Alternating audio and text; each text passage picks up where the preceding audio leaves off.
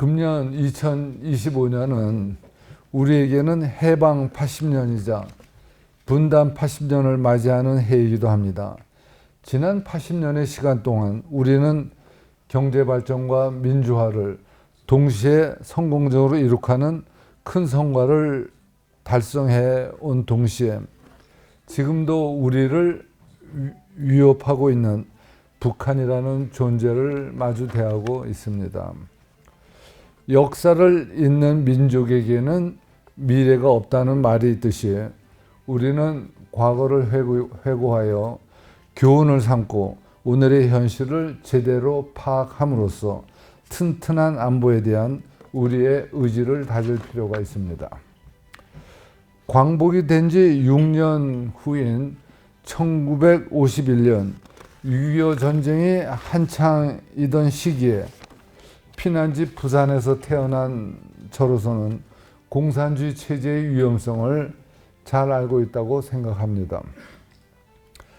1945년 8월 2차 세계대전의 종식으로 우리는 일본으로부터 독립을 얻게 되었지만 불행히도 북위 38도선을 경계로 북한에는 소련군이, 남한에는 미군이 진주하여 일본군의 무장 해제와 분정이 시작되었습니다.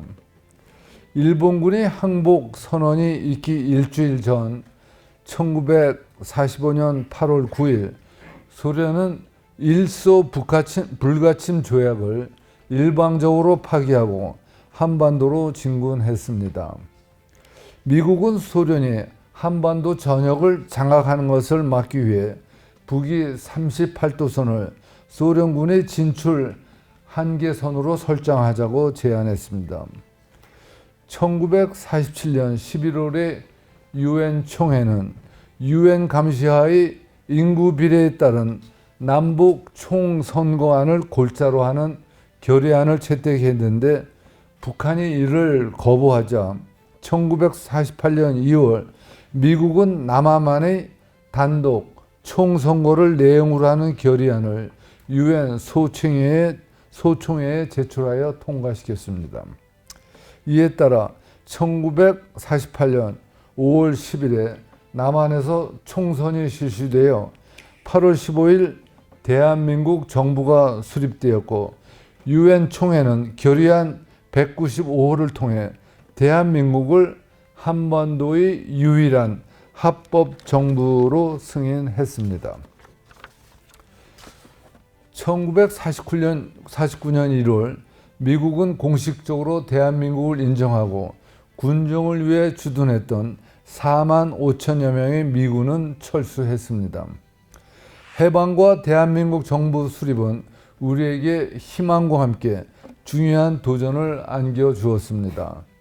1945년 8월 일본이 패망하자 일본이 중국 침략에 맞서기 위해 국공합작을 했던 모택동의 중국 공산당과 장개석의 국민당군은 다시 내전 상태에 돌입했고 1949년 국민당이 대만으로 패퇴하면서 중국은 공산화되었습니다. 중국은 유럽 지역에서 공산주의 팽창을 노렸던 구소련과의 교감 하에서 아시아 지역에서 공산주의 확산을 노렸지만 미국은 이 위험성을 가벼이 여겼고 1950년 1월 극동 방위선에서 한국을 제외하는 에치슨 라인을 발표하는 실책을 범했으며 그로부터 6달 뒤 6.25 전쟁이 발발했습니다. 1950년 6월 25일 소련제 탱크를 앞세워 북한이 기습 남침하자 미국은 일본에 주둔하고 있던 540명의 스미스 특공부대를 한국에 급파했으나 모두 전멸했습니다. 전쟁의 배후 세력인 소련이 불참한 가운데 북한의 남침을 규탄하는 UN 안보리 결의안이 채택되어 미국을 주축으로 한 유엔군이 결성됨으로써 대한민국은 지도에서 사라질 뻔한 위기를 넘기게 되었습니다. 유엔군에는 16개국의 전투병력이 있는데요. 그 나라를 보면 미국, 영국, 카나다, 터키, 호주, 네덜란드, 뉴질랜드, 프랑스, 필리핀, 태국, 그리스, 벨기에 합쳐서 16개국이 34만 명의 전투병을 보냈고, 스웨덴, 노르웨이, 덴마크, 인도, 이태리, 독일이 6개국이 의료 지원을 제공했습니다. 북한은 남침 한 달 만에 남쪽 끝 항구 도시인 부산을 제외하고 남한의 대부분을 점령하였으나 미군을 주축으로 한 유엔군의 참전은 전쟁의 흐름을 바꾸었고, 맥아더 장군이 진두지휘한 인천 상륙작전을 통해 9월 달에 서울을 수복했습니다. 한국군과 유엔군은 북진을 계속하여 통일을 눈앞에 두었으나 10월 말에 중공군이 참전했고 1953년 7월 27일 휴전협상이 타결되기까지 3년을 끈 6.25 전쟁에서 중국군은 전사자 15만 명, 북한군은 전사자 52만 명, 한국군 전사자는 14만 명에 달했고 우리의 민간인 피해는 사망, 행방불명 등 100만 명에 달했습니다. 미군은 3만 4천 명이 전사했고 10만 명에 달하는 병사가 부상했습니다.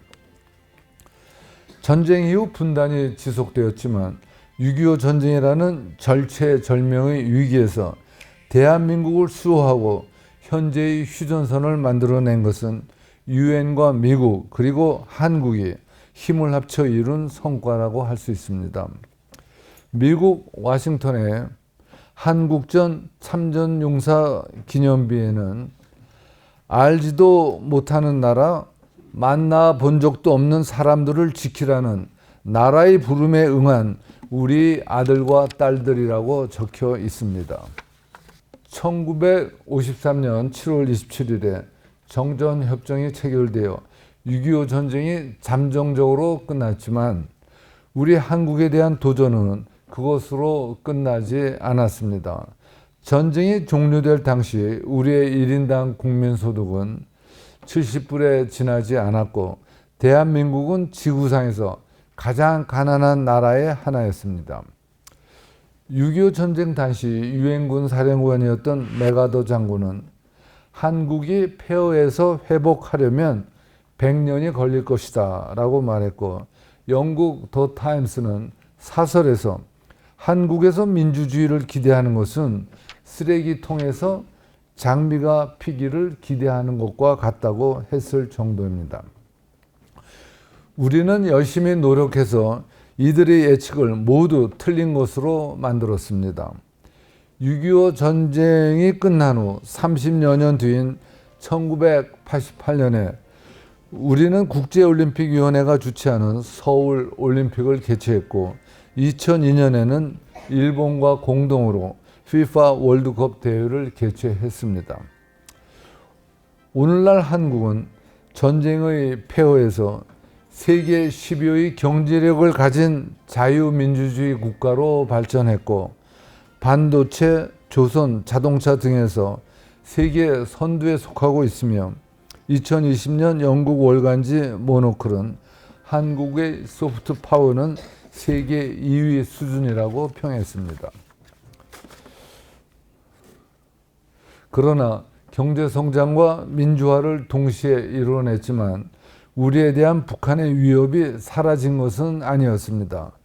북한은 1953년 정전 이후 전후 복구 기간이 끝나자마자 공격적 군사력 건설을 재개했고 전 인민의 무장화, 전 국토의 요새화, 전 군의 간부화, 인민군의 현대화라는 4대 군사 노선을 채택했습니다.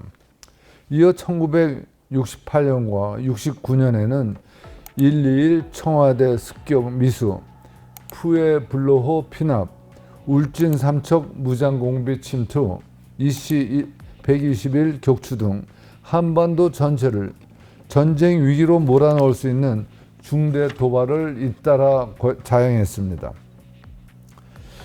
미국 우드로 윌슨 센터가 과거 동독의 외교 문서를 인용해 분석한 바에 의하면 1975년에 베트남 공산화 직후 김일성은 전쟁을 통해 남조선 인민이 이룰 것은 군사 분계선이며 얻을 것은 통일이라고 호언하며 중국의 군사 지원을 요청하기도 했습니다. 1970년대 이후 우리의 눈부신 경제 성장으로 인해 남북한의 국력 격차가 북한이 따라잡을 수 없을 만큼 벌어졌음에도 북한의 호점적인 대남 정책은 바뀌지 않았습니다. 오히려 우리 경제 성장과 민주화는 북한 정권의 적개심을 더욱 높였는데, 이는 1인 독재 체제라는 북한의 속성 때문입니다. 권위주의 체제들은 내부의 불만과 주민들의 좌절을 외부로 돌리기 위해 다른 국가들을 침공하거나 위협하는데, 북한은 그 중에서도 대표적인 사례입니다. 북한에게는 자유롭고 풍요로운 대한민국의 존재 자체가 정권의 최대의 위협이기에 북한 정권은 무력을 통해 한반도 전역을 공산화하려는 야심을 한 번도 포기한 적이 없습니다.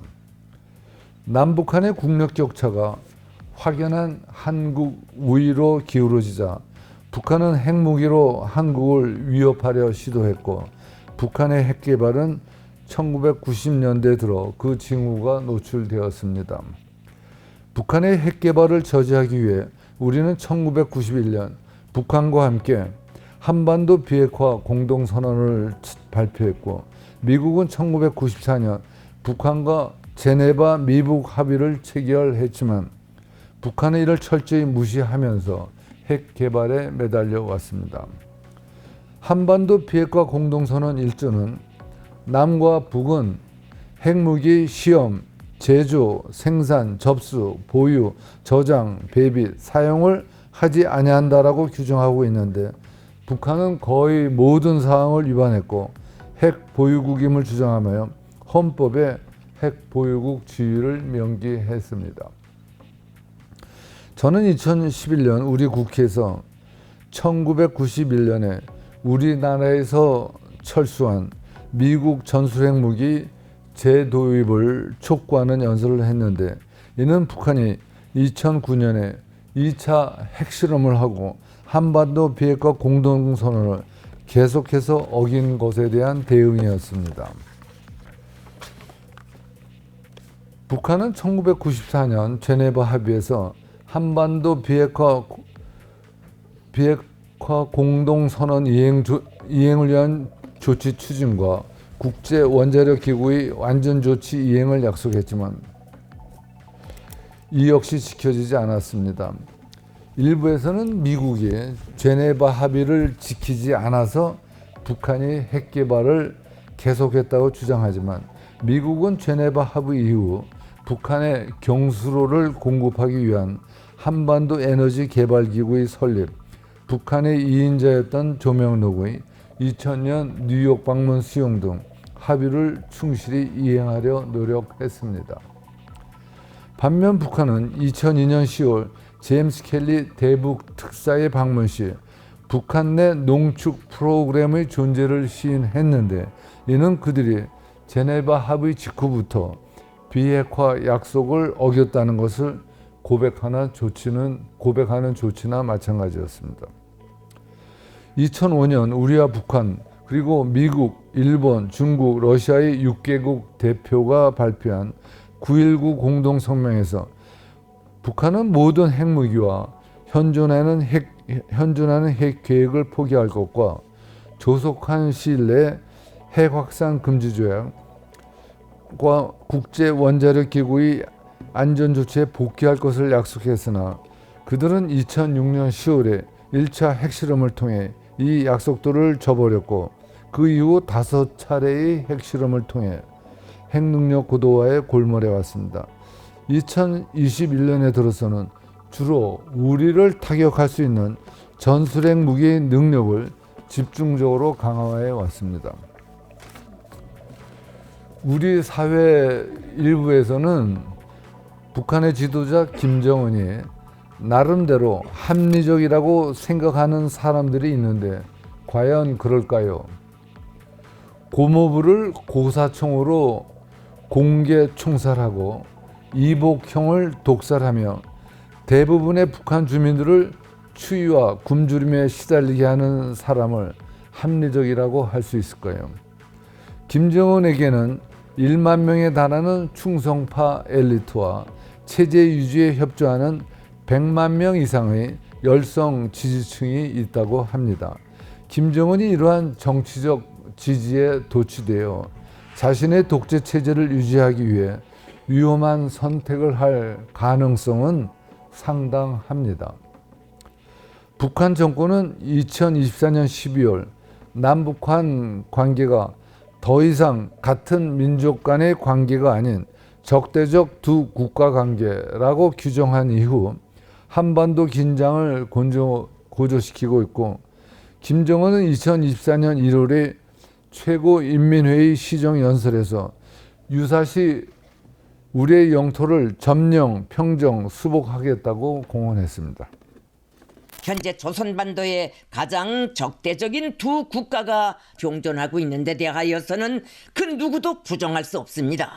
2024년 8월 김정은은 평양에서 개최된 신형 전술탄도미사일 발사대 임기 인수식에서 보다 향상된 수준의 핵 역량 태세를 구비하겠다고 공언하고, 미국은 결코 몇 년 동안 집권하고 물러나는 어느 한 행정부가 아니라 바로 우리 후손들도 대를 이어 상대하게 될 적대적 국가라고 강조했습니다.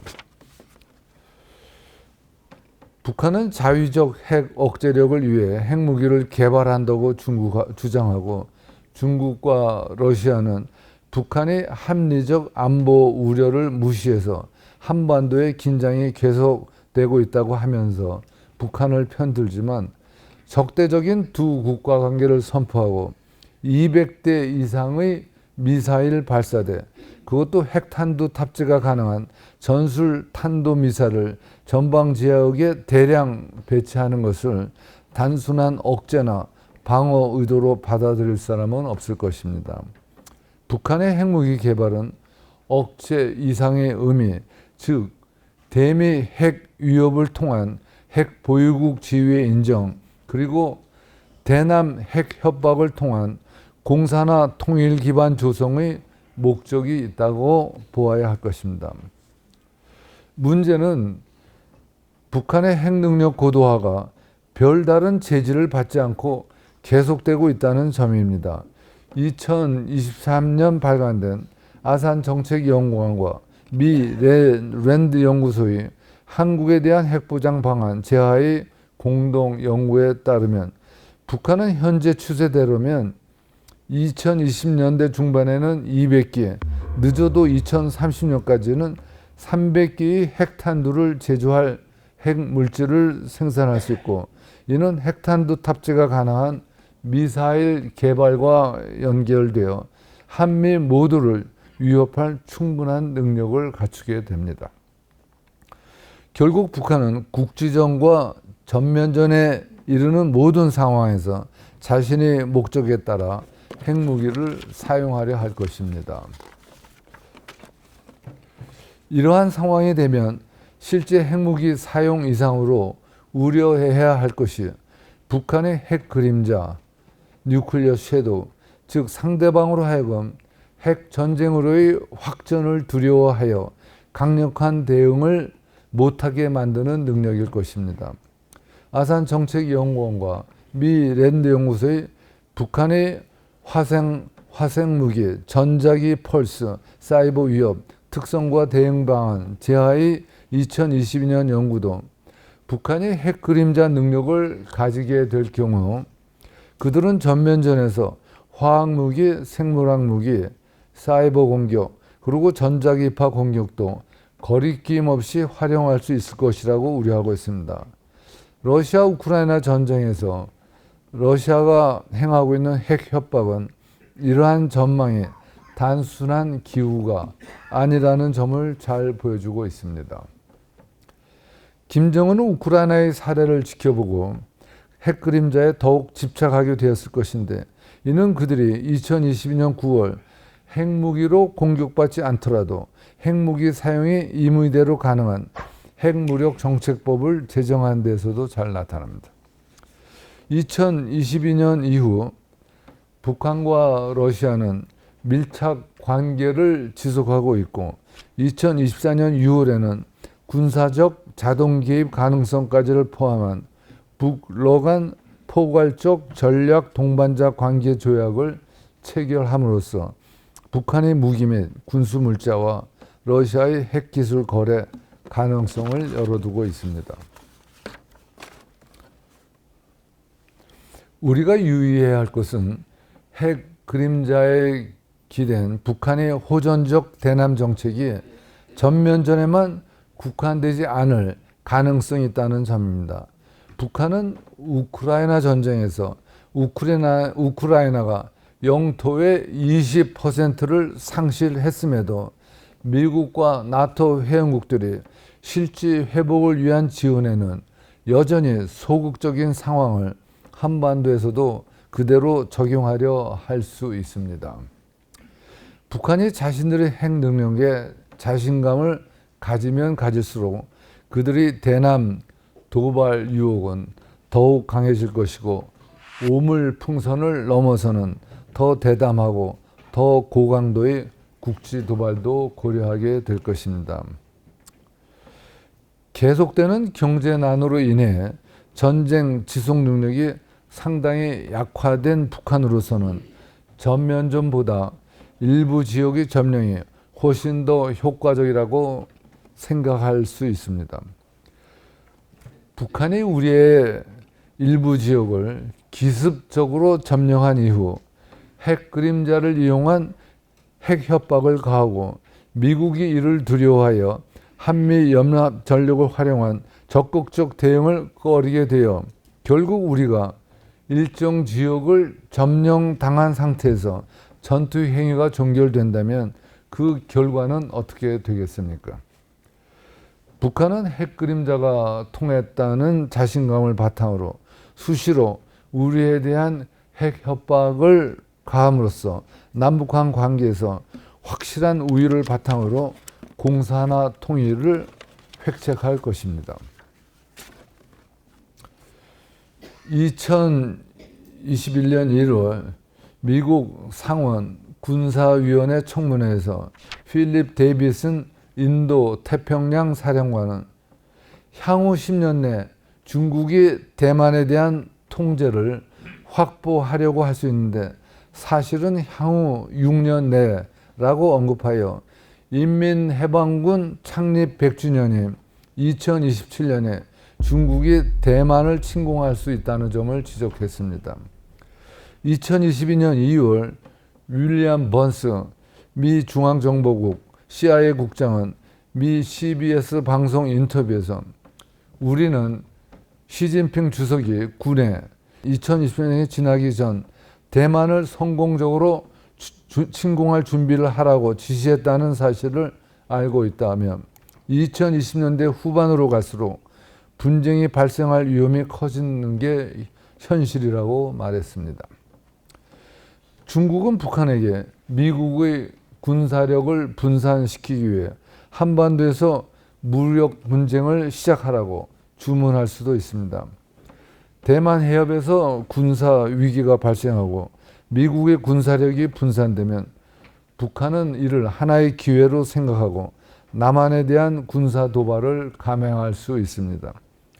북한의 재래 전력은 우리에 비해 질적으로 떨어져 있지만 북한은 핵무기를 가지고 있다는 자신감에 도발을 감행할 수 있습니다. 대만 사태와 한반도 사태가 분리되어 있는 것이 아니라 상호 연기되어 있다는 점에 유의하며 우리는 이에 대비해야 합니다. 우리는 우리의 안보 현실과 북한의 위협을 직시해야 합니다. 지금 우리가 당면하고 있는 안보 상황은 냉전 초반이나 6.25 전쟁 당시와 비교하여 더 엄중하고 위태롭다고 할 수 있습니다. 6.25 전쟁 당시에는 북, 중, 러중 핵무기를 가진 것은 구소련 하나에 불과했지만 이제는 모두가 핵무기로 무장하고 있을 뿐만 아니라 그들의 핵무기 재고를 늘려가고 있습니다. 중국과 러시아는 말로만 완전한 한반도 비핵화를 외칠 뿐 북한의 핵 개발을 사실상 용인하는 단계에 들어선 것으로 보이고, 이는 2019년 이후 중국과 러시아가 북한의 각종 탄도미사일 시험에도 불구하고 어떠한 유엔 제재 결의안에도 반대해 왔다는 점, 그리고 러시아가 작년 3월 대북 제재의 이행 여부를 감시하는 유엔 안보리 산하 대북 제재위원회 전문가 패널의 활동을 중지시켰다는 점에서도 잘 나타납니다.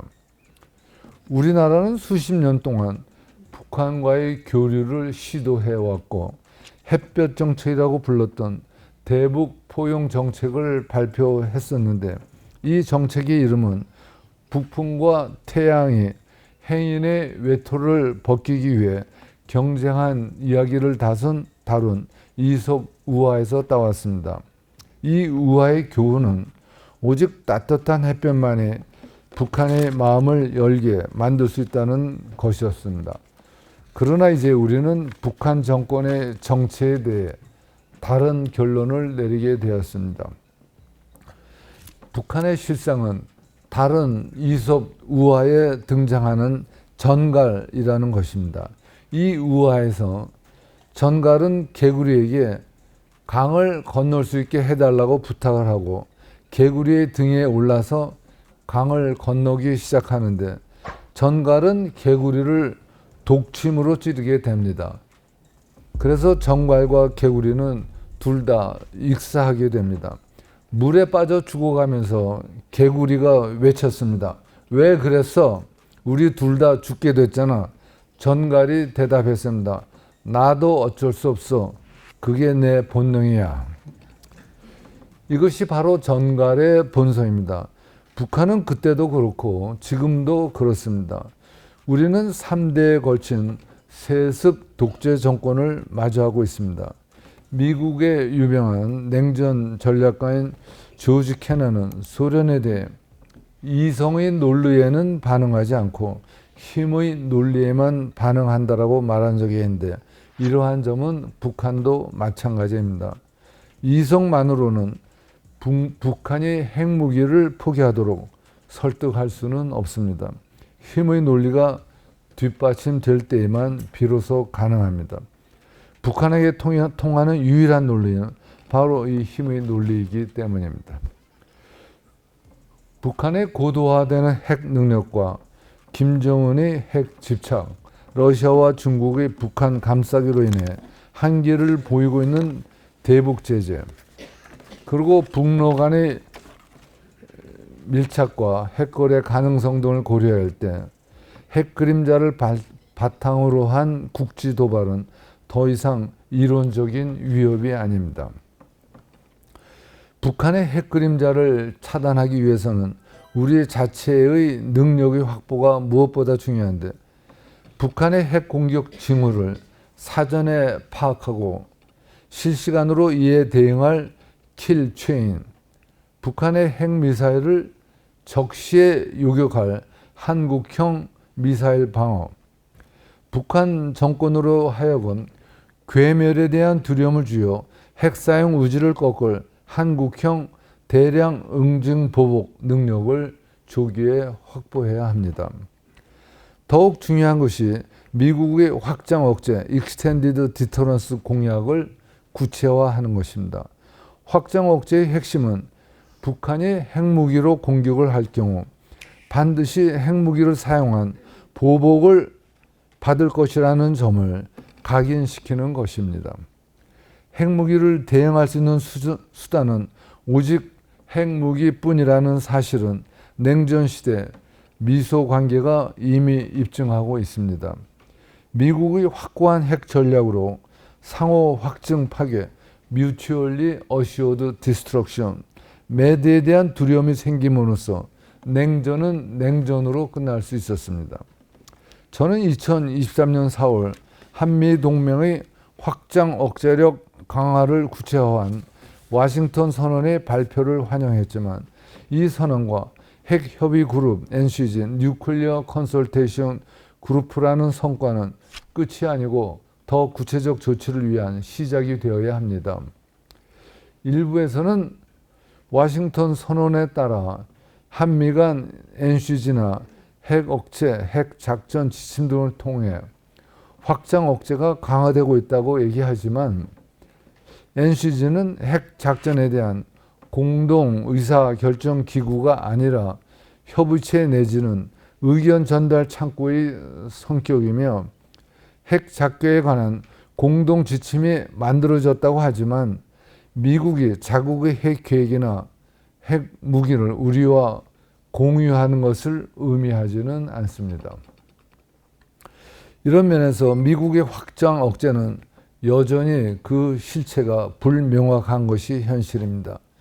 우리 국민이 체감할 수 있는 구체적 조치가 미흡한 채로 확장 억제가 강화된다고 주장한들 우리 국민들의 불안은 가중될 뿐입니다.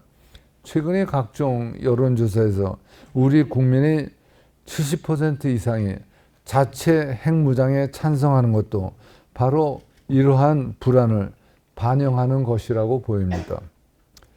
미국의 확장 억제 공약이 효과를 발휘하려면 북한에게 확실한 핵 보복의 두려움을 심어줘야 하는데 이 방법은 크게 두 가지로 구별됩니다. 첫 번째가 바로 위에서 이야기하는 자체 핵무장입니다. 자체 핵무장은 언뜻 북한 핵 위협에 대한 가장 확실한 대응 방향처럼 보이지만 말처럼 그렇게 쉬운 것은 아닙니다. 자체 핵무장은 핵확산 금지 조약 NPT라는 국제 규범의 훼손과 직결되고 일부에서는 결심만 있다면 1년 이내 자체 핵무장이 가능하다고 주장하기도 하지만 실제로는 탄두 설계와 투발 수단 확보까지 최소 3년에서 5년의 시간이 걸릴 것이 예상되기 때문에 북한의 현재적 위협에 제대로 대응할 수 있을지 의문입니다. 우리는 대외적으로 개방된 경제 체제를 가지고 있으며 우리 세계 금융 및 무역 체제에 대한 의존도는 제재를 감수하면서 핵 개발에 성공한 과거의 인도나 파키스탄에 비해 훨씬 더 큽니다. 무엇보다 자체 핵보유는 어떤 논리를 동원하더라도 미국에 대한 안보 공약에 대한 불신을 바탕으로 깔고 있고 이는 한미 동맹의 결속을 심각히 해칠 수 있습니다.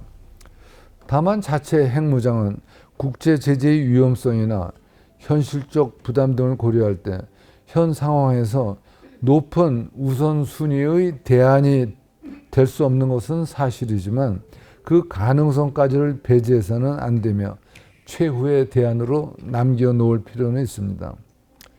영국, 프랑스, 나토 회원국들의 사례는 우리 자체의 핵무장이 미국의 안보에 부합하고 동맹의 공동 자산이라는 인식이 생길 경우 미국 역시 이를 받아들이거나 지원할 수 있는 가능성을 보여줍니다. 그래서 그렇게 독자, 인디펜던트 핵무장보다는 자체, 인디지너스 핵무장이라는 단어의 선택과 논리가 필요합니다.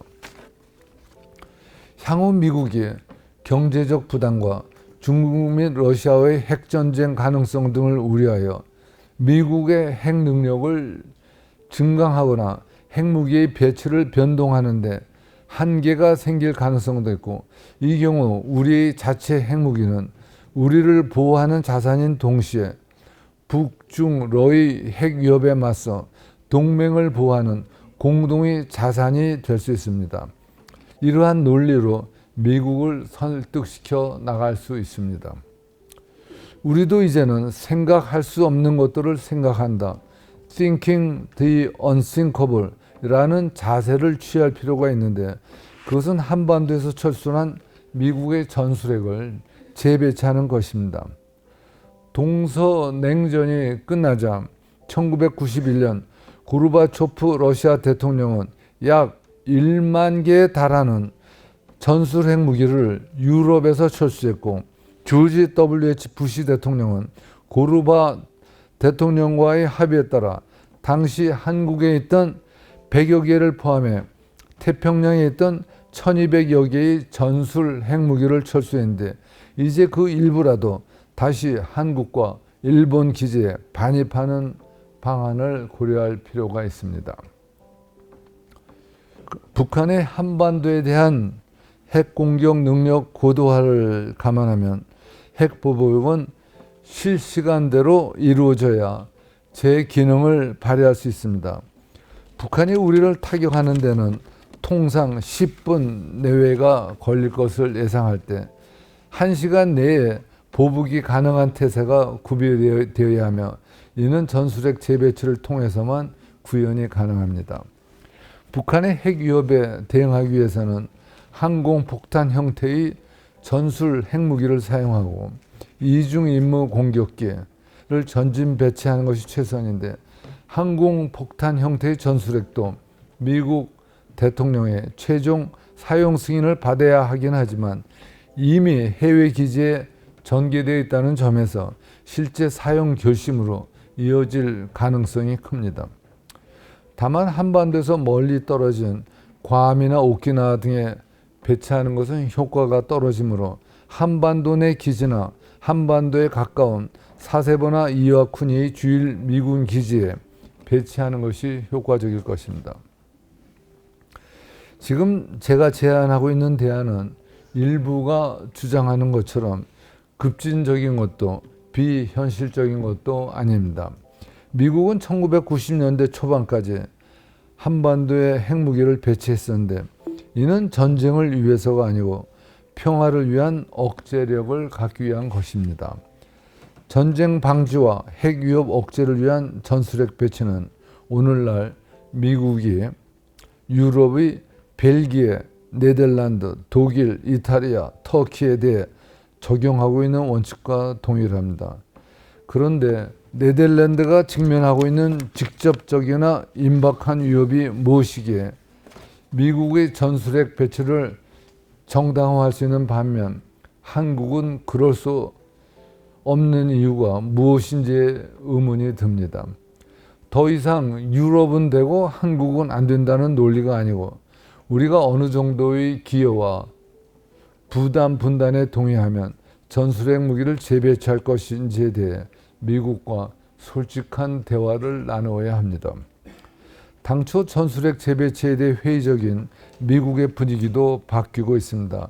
미 전략국제문제연구소 CSIS가 2023년 1월 19일 발간된 대북 전략 및 확장 억제 관련 재하의 보고서에서 저자들은 존 햄리, 조셉 나이, 빅터 차, 카트린 카츠는 저위력 핵무기 한반도 재배치를 위한 토대를 마련해야 한다고 제언했습니다. 또한 존 볼턴 전 미국 국가안보보좌관은 2023년 4월 아산 플래넌 기조연설에서 전술핵 재배치를 통해 신뢰성이 있는 억제력을 구축해야 한다고 주장했습니다. 동맹도 거래 대상으로 취급하는 트럼프 행정부의 등장에 부담스럽게 여겨질 수도 있지만, 미국과의 거래를 피하지 않고 당당히 협상하는 한편 우리 기여에 상응하는 보상, 특히 미국의 확장 억제 익스텐드 디터런스 공약의 구체화를 요구한다면 전술핵 재배치의 필요성은 이해될 수 있습니다.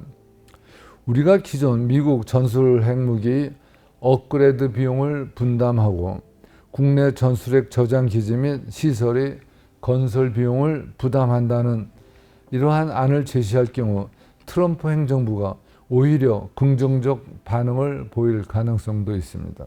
이러한 점에서 지금부터라도 우리는 전술핵 재배치를 위한 토대를 마련하는 작업을 시작해야 하고, 이와 관련된 한미 협의에도 적극적이어야 합니다.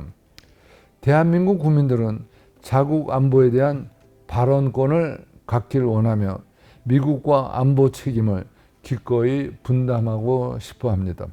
우리는 트럼프 2기 행정부가 동맹국들에 대해 불평하는 것처럼 무임승차를 원하지 않습니다. 우리는 더 강력한 핵 억제 보장이 필요한 동시에 침략과 오판을 억제하기 위한 집단 안전 보장 조치도 필요합니다. 만약에 우크라이나가 나토의 회원국이었다면 과연 러시아가 우크라이나를 침공했겠습니까? 이제는 아시아판 나토를 설립할 때입니다. 미국과 그 동맹국 및 파트너들도 북한과 중국, 러시아의 군사적 모험주의를 억제하기 위해 결연한 의지를 보여주기 위해 양자 동맹을 넘어선 새로운 집단적 안보 협력의 틀을 만들어야 합니다. 아시아판 나토를 설립해야 한다는 주장은 이시바 시게로 일본 총리도 작년 9월에 했습니다. 국제 평화와 안전의 책무를 지닌 유엔 안전보장이사회의 상임이사국인 러시아는 우크라이나를 침공하여 유엔의 집단 안보 기능을 형해화했습니다. 만약 우크라이나가 집단 안보 기구인 나토 회원국이었다면 러시아는 무력 침공을 하지 못했을 것입니다. 때문에 아시아 지역의 평화와 안보를 위해서도 나토와 같은 집단 안보 협력 체제를 만들어야 한다고 이시바 시게루 총리는 말했습니다. 우리 중심축과 바퀴살, 허브앤스포크 동맹 체제 내에서 미국과 한국, 일본, 호주, 뉴질랜드, 필리핀, 태국 등 동맹국은 바퀴살 간 협력, 스포크 투 스포크 그 협력을 강화해야 합니다. 또한 인도네시아, 싱가포르, 베트남과 같은 중요한 파트너들과 협력도 확대해야 합니다. 우리는 이를 인도-태평양 조약기구, 인도-퍼시픽 트리티 어거니제이션이라고 부를 수 있을 것입니다. 이러한 목적은 다른 국가의 봉쇄나 정권 교체를 위한 것이 아니라 우리가 강압 없이 자유롭게 살 수 있도록 인도-태평양 지역 모든 국가의 주권이 존중받기 위한 것입니다. 이를 통해 우리는 계속해서 공존하고 경제 관계를 유지하며 전면전을 피할 수 있을 것입니다. 이러한 우리 자세와 접근은 동맹국들의 역할과 기여를 강조하는 트럼프 행정부의 정책과도 충분히 공통 분모를 형성할 수 있습니다. 한국에 대한 전술핵 재배치를 이끌어내고 이를 통해 한미연합정력은 진정한 핵 재래 전략의 통합체제를 실현시킬 수 있을 것이고 아시아판 나토 구축을 통해 북핵을 위협을 억제하는 동시에 북중로 핵동맹의 야망을 차단할 수 있을 것입니다. 경청해 주셔서 감사합니다.